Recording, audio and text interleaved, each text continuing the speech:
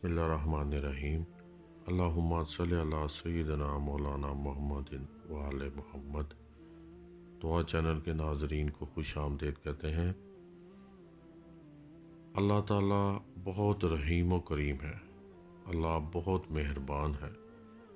وہ ہماری محنت سے کئی گنا زیادہ ہمیں اجر عطا کرتا ہے، لیکن کبھی کبھی یوں بھی ہوتا ہے کہ ہماری کوشش کے متوقع اور مطلوبہ نتائج سامنے نہیں آتے، تو ہمیں بجائے مایوس ہونے کے اللہ تعالیٰ سے اپنا رابطہ نماز اور دعا کے ذریعے مضبوط کرنا چاہیے۔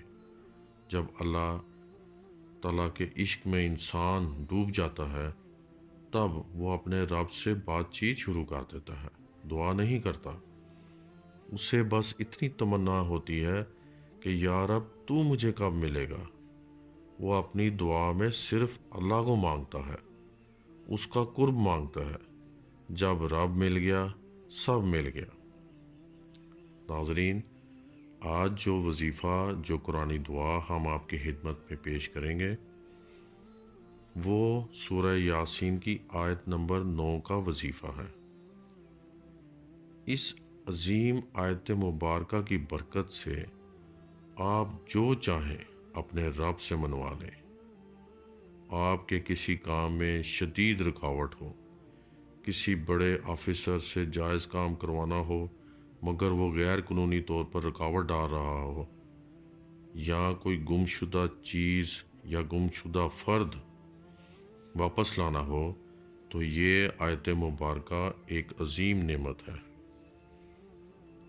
یہ آیت مبارکہ رد شر ہے، ہر شر سے بچاؤ کرتی ہے۔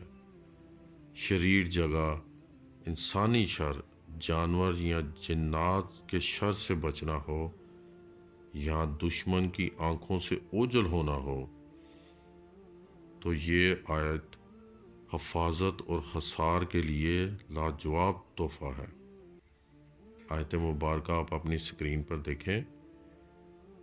آپ نے یہ آیت مبارکہ ہر نماز کے بعد اول اور آخر 11 مرتبہ درود شریف پڑھ کر ایک تسبیح پڑھنی ہے۔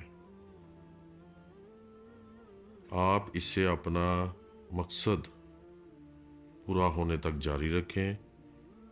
بے شمار لوگوں کی آزمودہ ہے، آپ بھی اس کی برکتیں حاصل کریں۔